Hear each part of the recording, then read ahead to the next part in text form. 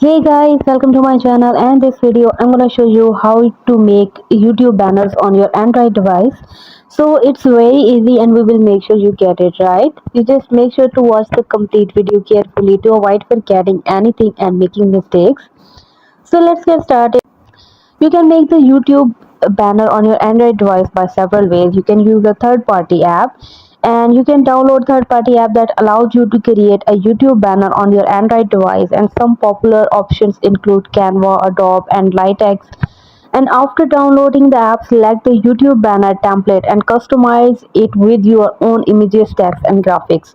I recommend you to use Canva for that purpose because it's very useful. Let's go here on the Google Play Store, on the Google, and here search for the Canva. You can see free templates. Tap right here, and now you can use your own templates which you want to use, and then you will be able to add the text on your selected template. So this is how you can easily use your Canva application on your Android device. And hope you guys like my video. Please consider showing your support by commenting, liking, sharing, and subscribing to my channel for more valuable content in the future.